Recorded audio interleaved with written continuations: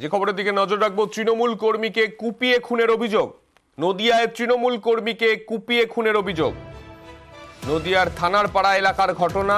ধারালো অস্ত্র দিয়ে কুপিয়ে খুন সাকিব শেখকে। দুষ্কৃতীদের খোঁজে তল্লাশি চালাচ্ছে পুলিশ। নদিয়ার থানার পাড়া এলাকার ঘটনা। তৃণমূল কর্মী সাকিব শেখ, তাকে কুপিয়ে খুন করা হয়। ধারালো অস্ত্র দিয়ে তাকে কোপানো হয়েছে বলে জানা যাচ্ছে পুলিশ সূত্রে। দুষ্কৃতীদের খোঁজ চালাচ্ছে পুলিশ।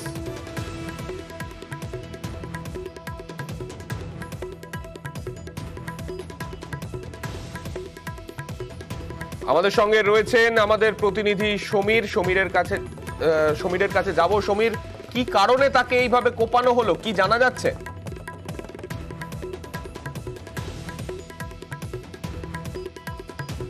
যোগাযোগ বিচ্ছিন্ন হয়ে গেছে সমীরের সঙ্গে, চেষ্টা করবো আবারও যোগাযোগ করার।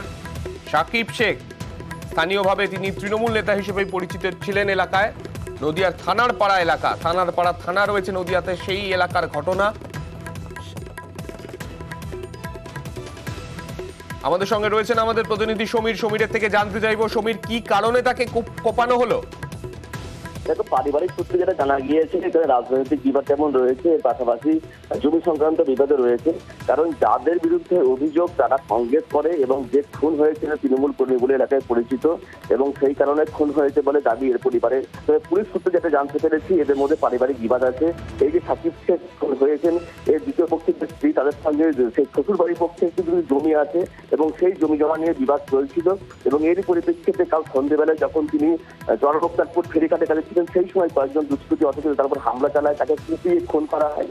এবং এর পরে কিন্তু তাকে হাসপাতালে নিয়ে গেলে চিকিৎসক মৃত বলে ঘোষণা করে এবং পরিবারের পক্ষ থেকে বেশ কয়েকজনের বিরুদ্ধে অভিযোগ জানানো হয়েছে। তবে তদন্তের খাতিরে এখনো তার নামগুলো প্রকাশ করতে চাইছে না পুলিশ।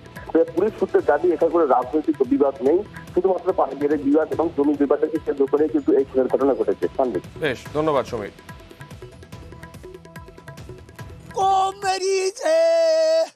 আমার বাড়ির কাছে দেখি তেরি চলে গেছি, আমি মারিনি রে। কি কারণে মারলো?